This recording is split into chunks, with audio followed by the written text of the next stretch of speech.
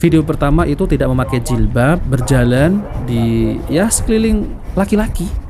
Kalau nggak salah ini videonya ada di negara Eropa. Jadi sebenarnya aku tuh lepas kerudung. Tadinya aku pakai hijab dari aku kecil, dari aku masuk sekolah aku pakai hijab. Terus mungkin sejak 5 tahun lalu kayak aku mantap untuk lepas hijab. Assalamualaikum warahmatullahi wabarakatuh. Alhamdulillahirabbil alamin. Assalatu wassalamu ala nabiyyina Muhammadin wa ala alihi washabihi ajmain. Amma ba'du. Teman-teman yang dimuliakan oleh Allah Subhanahu wa taala, kita bertemu kembali di channel Cahaya Hidayah. Nah, teman-teman, jadi di video kali ini saya akan membagikan video yaitu tentang terkait pengakuan dari Mbak Kumailah Hakimah. Yang katanya dulunya Mbak Kumailah Hakimah ini adalah seorang muslim yang katanya hafiz Al-Qur'an, berjilbab, rapi, dan lain-lain. Lalu kemudian Mbak Kumailah Hakimah ini di podcastnya itu mengaku bahwasanya jilbab itu sudah nggak wajib ya teman-teman. Jadi perintah di dalam Al-Quran itu berjilbab itu hanya untuk orang-orang Timur Tengah, untuk orang-orang Arab gitu ya. Jadi budaya Arab itu. Jadi orang-orang Indonesia ataupun orang-orang Nusantara ini nggak wajib berjilbab gitu. La haula wala quwata illa billah. Nah, ini adalah bentuk kerusakan yang dimana orang-orang yang semacam ini itu tampil di publik yaitu untuk menghancurkan yaitu kaum muslimin ataupun muslimah. Agar apa? Agar orang-orang wanita muslimah ini yaitu melepaskan jilbabnya. Bahkan mereka itu ketawa-ketawa dan bangga yaitu akan perbuatannya itu. Nah, jadi saya sampaikan kepada wanita muslimah agar menjaga jilbabnya. Jangan sampai jilbab itu dilepas. Karena apa? Karena itu adalah perintah dari Allah SWT. Untuk apa? Untuk melindungi yaitu kaum muslimah. Dan bahkan itu adalah baju kehormatan wanita muslimah. Nah, oke teman-teman, kita langsung saja mari kita simak videonya. Jadi sebenarnya aku tuh lepas kerudung. Tadinya aku pakai hijab dari aku kecil, dari aku masuk sekolah aku pakai hijab. Terus mungkin sejak 5 tahun lalu kayak aku mantap untuk lepas hijab. Oh, 5 tahun yang lalu. Aku juga mau ngaku, dulu aku sempat pakai hijab dari SMA sampai kuliah. Lalu pas awal kerja aku udah nggak pakai hijab lagi. Mungkin sebelum ke situ pertanyaan lebih awal, kenapa pakai hijab? Oke, kenapa? Siapa duluan? Tadi duluan. Oke, kalau dari aku, kebetulan waktu itu aku masuk SMA yang lumayan religius. SMA Islam? Enggak, padahal itu SMA negeri biasa. Cuma yang kebetulan aja di situ agak religius, agak konservatif. Teman-temanku pada berhijab. Jadi dan guru-gurunya juga kali ya? Guru-gurunya juga. Jadi saat itu justru keinginan untuk berhijab itu dari diri sendiri. Jadi kayak merasa hidayah. Merasa terpanggil itu teman-teman gue pakai hijab. Nggak ada yang nyuruh sih. Nggak ada yang ngajak dan nggak ada peer pressure juga. Misalnya kayak kelompok yang berhijab jadi lebih spesial gitu, enggak. Cuma nggak didiskriminasi karena nggak pakai. Cuma karena kebanyakan pakai hijab kayaknya gue harus berhijab, kayaknya pengen berhijab deh gitu. Jadi banyak ini semestinya belum memahami tentang perintah Allah yang ada di dalam Al-Quran surat Al-Ahzab ya. Jadi hanya ikut-ikutan gitu. Teman-temannya berjilbab ikut-ikutan gitu ya. Pergaulan gitu ya teman-teman ya. Itu karena masih remaja dan pengen fit. Bisa jadi. Dan akhirnya itu dari aku, dan aku bilang ke mamaku, "Ma, Pak ini mau berhijab." "Oh ya udah, ayo kita bikin seragam baru." Gitu kan, seragamnya beda. Oh iya panjang. Nah, ya udah gitu, itu kenapa gue bisa berhijab. Dan dari reaksi Mama Fani udah kayak, ayo kita bikin seragam baru. Gak ada kayak, wah selamat, atau kayak, kenapa gitu, atau konsep dulu kayak santai aja. Oh ya udah gitu, ya berhijab. Karena mungkin mamaku juga saat itu ngelihat ya sekolah ini memang religius dan kebanyakan ya mungkin di kotaku juga secara umum juga konservatif gitu ya. Dan aku dari SD, SMP, SMA, di sekolah negeri yang agak homogen kan gitu. Jadi mungkin mamaku juga nggak terlalu kaget lah gitu. Ya udah, mungkin anak udah saatnya berhijab, ya udah ayo dibantu gitu. Itu pengalaman aku jadi berhijab. Dan setelah pakai hijab rasanya lebih adem. Karena udah agak lupa sih sebenarnya perasaannya gimana. Cuman apa ya? Ada nggak ya? Lupa gue kalau gitu tanya itu. lupa beneran. Kayaknya itu sekolahnya udah lama banget ya. Ya ketahuan umur deh. Semestinya perempuan-perempuan seperti ini mereka itu mengatakan demikian. Itu hidupnya tuh nggak ingin diatur ya. Jadi ingin bebas. Jadi nggak mau diatur oleh Al-Quran. Tapi ini wanita muslimah ini tapi malah menertawakan yaitu tentang hijab ataupun jilbab. Ini kan aneh ya teman-teman ya. Jadi mereka ini kita sebut apa? Ya kaum munafik ya. Nah, kalau Mela sendiri kapan? Gimana ceritanya Mela jadi berhijab? Karena masuk pesantren. Jadi aku masuk pesantren dari kelas 1 SD. Ya SD, SMP, SMA di pesantren. Terus kuliahnya juga di kampus Islam. Aku kuliahnya studi Islam. Awal karir aku juga guru ngaji. Jadi kayak ini jarang mungkin yang tahu ya. apa? Mungkin pengikut yang audiens Mela dari lama udah tahu. Tapi Mela ini punya sertifikasi kredensial untuk menjadi seorang ustazah. Despite her looks kayak gini sekarang. Jadi kayak emang dari kecil ya udah kenalnya sama hijab gitu ya. Iya, apalagi ya keluarga aku juga religius, religius. Terus lingkungan pendidikan aku juga religius. Jadi kayak aku justru nggak punya alasan untuk nggak berhijab. Okay. Meskipun pengennya nggak berhijab. Dari waktu kecil tuh kalau lagi liburan sekolah, aku pengennya di rumah. Maksudnya kalau lagi jalan-jalan keluarga atau apa, aku nggak pakai kerudung. Dan biasanya orang tua aku kayak biasa aja. Meskipun kadang-kadang ibuku nyatu kok kerudungnya nggak dipakai, nanti aku kasih. Jadi katanya religius ya, tapi orang tuanya ngomongnya ya kalau nggak pakai kerudung biasa-biasa aja, ya kan aneh ya? Ya alasan simpel kayak gerah, kerudungnya kotor, males, dan nggak ditanya lebih lanjut ya karena masih kecil remaja juga gitu. Ya, oke. Berarti Mela tumbuh berhijab. Bener, aku grow with hijab, tapi sekarang aku udah outgrow. It's like Subhanallah ya teman-teman ya, dengan bangganya mereka itu tertawa-tawa. Ya nggak apa-apa, terserah itu pilihanmu, tapi semua itu akan dipertanggungjawabkan kelak di akhirat. Nah teman-teman yang dimuliakan Allah SWT, kenapa orang-orang semacam ini dimunculkan ya? Ya untuk apa tujuannya kalau bukan untuk yaitu mengecohkan akidah kaum muslimin ataupun muslimah, yang dimana ya ini sekarang ini kan banyak ya yang beredar video-video tentang menjelek-jelekan Al-Quran, menjelekkan Allah ya, menantang Allah, dan bahkan mereka itu menghina Nabi Muhammad SAW.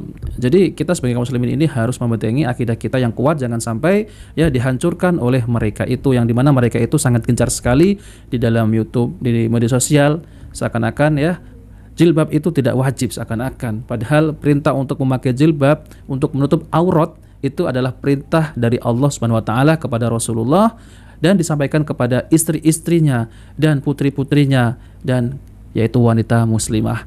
Nah oke teman-teman, jadi ini ada video dari Ustadz Adi Hidayat, bagaimana tanggapan beliau tentang terkait masalah jilbab ini. Oke teman-teman, kita langsung saja, mari kita simak videonya. Nggak ada premannya, ada premannya ya. Nah, itu suka ganggu perempuan. Khususnya kalau malam-malam perempuan itu ingin, mohon maaf, menunaikan hajatnya, dia keluar ya mencari tempat-tempat toilet umum gitu ya, dalam kondisi di masa itu tentunya. Nah ini seringkali ketika keluar malam itu mendapatkan gangguan dari preman-preman. Nah penting diketahui teman-teman, landscape masyarakat pada masa itu, di era itu, dan Islam kemudian datang memberikan perubahan untuk mengarahkan pada kehormatan. Nah di era itu perempuan terbagi pada dua bagian, pun demikian dengan laki-laki nanti ya. Ada statusnya perempuan-perempuan yang merdeka dalam status yang terhormat, ada perempuan-perempuan juga, saya khususkan perempuan yang statusnya menjadi budak. Nah, di era itu perbudakan masih ada, ya, era jahiliyah, bukan hanya di lingkungan masyarakat Jazirah Arab, sampai kita lihat di Eropa pun, di Yunani pun, kemudian juga tempat-tempat yang lainnya perbudakan masih marak. Dan dahsyatnya Islam datang untuk mengentaskan semua sifat perbudakan itu. Makanya nanti kita akan lihat dalam hukum-hukum yang turun dalam keislaman, termasuk hukum nikah, ya salah satu manfaatnya, hikmahnya adalah nanti untuk mengentaskan perbudakan. Nanti zakat juga demikian, termasuk aspek-aspek yang lainnya, termasuk waris. Banyak sekali hukum dalam Islam untuk memberikan pencerahan bahwa perbudakan tidak diperkenankan dalam nilai keislaman. Jadi sebelum piagam PBB itu hadir, Islam jauh lebih dulu mengantarkan nilai-nilai kesetaraan dalam kemanusiaan dan nilai-nilai berkeadilan. Secara singkatnya adalah preman-preman ini itu seringkali mengganggu perempuan-perempuan, khususnya yang kalangan budak. Ya, apa di antara tandanya? Di kalangan budak ini tampil bebas. Di antara cirinya kepalanya nggak ada penutupnya. Jadi kalau mereka keluar malam tidak menggunakan penutup, ya kan? Nah itu mereka pastikan bahwa ini budak, bisa diganggu, bisa dikerjai dan sebagainya. Beberapa perempuan merdeka pun ya yang ternyata juga karena hajat tertentu dia tidak sempat menutup kepalanya, kemudian dia keluar terganggu juga. Dalam situasi itu ternyata didapati pula ya beberapa perempuan yang beriman, muslimah, ketika keluar dan ayat tentang kerudung, tentang jilbab itu belum turun, ya, khususnya tentang jilbab, karena nanti perbedaan antara menutup kerudung saja dengan jilbab yang melonggarkan dan merendahkan. Begitu keluar, kemudian terganggu dan dilaporkanlah itu kepada Nabi SAW. Nah, laporan yang disampaikan kepada Nabi itu, terganggunya seorang perempuan muslimah, itu yang menjadikan respon Allah Subhanahu wa taala turun dengan langsung menurunkan satu wahyu yang dengan wahyu itu mengangkat derajat seluruh perempuan muslimah menjadi terhormat, dan dengan itu pula membebaskan nilai-nilai perbudakan, disamakan baik merdeka ataupun yang budak. Sepanjang Anda sudah masuk Islam, Anda terhormat di hadapan Allah Subhanahu wa taala. Naik status, semua dalam keadaan terhormat. Nah, apa simbolisasi nilai penghormatan itu dan penjagaan kepadanya? Turunlah kemudian tuntunan syariat di surah ke-33, di surah Al-Ahzab, surah 33 ayat 59 di halaman 426. Baiknya kita bisa lihat teman-teman sekalian, saya bacakan langsung dengan keadaan mushafnya. A'udzubillahi minasyaitonirrajim. Bismillahirrahmanirrahim. Ya ayyuhan nabi qul li azwajika wa banatika wa nisa'il mu'minin yudnina 'alayhinna min jalabibihin dzalika adna ay yu'rafna fala yu'dzain wa kana Allahu ghafurur rahima. Masyaallah. ya ayyuhan nabi, hey nabi. Ini menarik ini ya. Jadi kadang beliau Rasulullah SAW, ya Sayyidina Muhammad SAW itu kadang dipanggil dengan Rasul, kadang dipanggil dengan Nabi, kadang dipanggil dengan sifat ubudiyahnya abdun, kadang juga namanya disebutkan dengan nama Muhammad 4 kali disebutkan dalam Al-Quran, dan Ahmad sekali disebutkan dalam Al-Quran untuk menunjuk pada keterangan Nabi Isa alaihissalam. Ya ayyuhan nabi, ketika disebutkan nabi, ini bukan hanya menunjuk pada pribadi, tapi membawa sebuah berita besar. Ya, dari kata naba, nubuwah, orang yang menerima naba disebut nabi. Ya, naba itu berita yang besar, yang agung, yang istimewa. Jadi kalau ada informasi dibuka dengan kata ya ayyuhan nabi, wahai orang yang ditugaskan oleh Allah membawa berita yang agung, yang istimewa. Ini tandanya ada informasi yang istimewa, yang agung. Nilainya tidak sama dengan yang biasa-biasa. Nah, ya ayyuhan nabi, duhai nabi, wahai yang ditugaskan membawa berita agung, yang istimewa. Apa berita itu? Qul li azwajika wa banatika wa nisa'il mu'minin. Ya, sampaikan, viralkan, katakan pada satu istri-istrimu. Yang kedua, banatik, anak-anakmu yang perempuan. Yang ketiga, nisa'il mu'minin, seluruh perempuan yang beriman. Ya, seluruh perempuan yang beriman. Yudnina 'alaihinna min jalabibihinna. Mulai sekarang kata Allah, sampaikan pada mereka, kenakan jilbab. Ya. Jilbab yang bagaimana? Yudnina 'alaihinna min jalabibihinna, bukan sekedar menutup kepada kepalanya, itu turunkan. Ya, ini ada beberapa tafsir di samping saya, ini ada Tamhilul Iqbas yang paling klasik kepada Ibnu Abbas radhiyallahu taala anhuma, ada Jami'ul Bayannya At-Tabari, tafsir At-Tabari, ini juga termasuk tafsir klasik ya, yang artinya periodenya dekat ke era-era ke sahabat kemudian ke Nabi sallallahu alaihi wasallam. Lalu ada Mafatihul Ghaib Ar-Razi, ada tafsir Al-Munirnya Profesor Dr. Wahbah Az-Zuhairi, beberapa. Semua tidak ada perbedaan. Ya, dalam penafsiran ini memberikan gambaran yang dimaksud dengan jilbab itu yang menutupi bagian kepala rendah sampai ke nahar ini, bagian dada ini antara leher dengan di sini bawah, ini menutup ke sini sampai jalabi itu min juyubihinna, artinya sampai ke sini. Ya, setidaknya ini paling rendahnya itu segini, tutup sampai segini sehingga tertutup bagian-bagian terutama aurat pokoknya, gitu kan. Perempuan kan seluruh bagiannya aurat kecuali nanti beberapa yang tampak ilama dhahara minha, kan. Seperti telapak tangan dalam kondisi-kondisi tertentu dengan wajah, gitu kan. Nah, ini yang lainnya ditutup.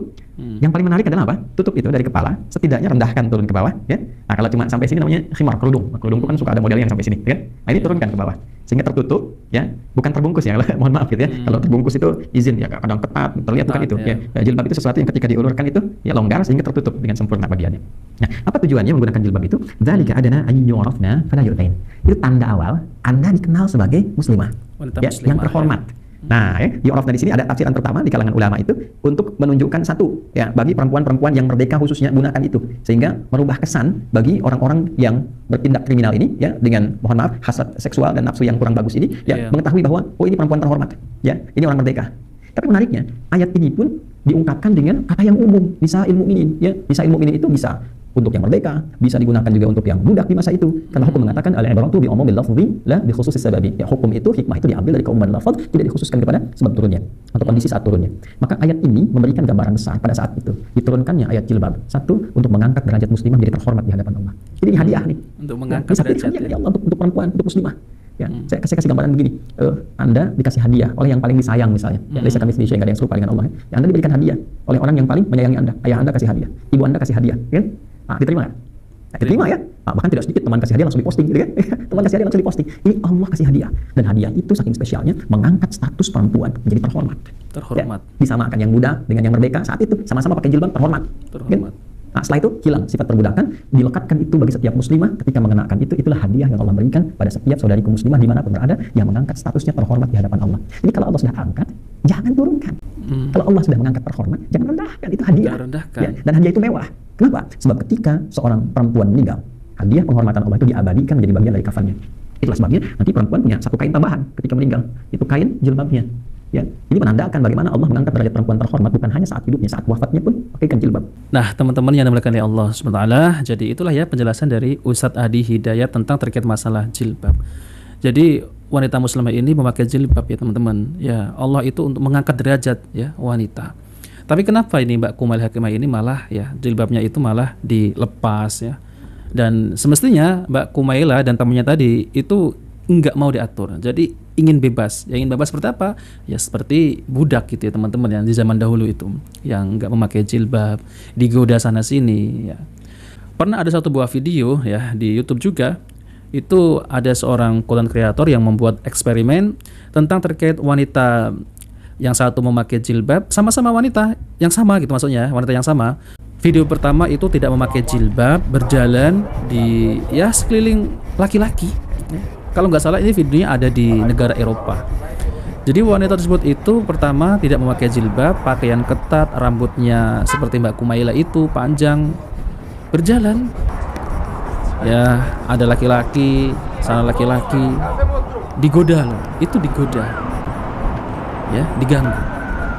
Lalu kemudian ada seorang wanita yang sama juga mengenakan jilbab, berjalan di tengah-tengah ya orang-orang laki-laki, itu nggak ada yang mengganggu, satupun nggak ada yang mengganggu.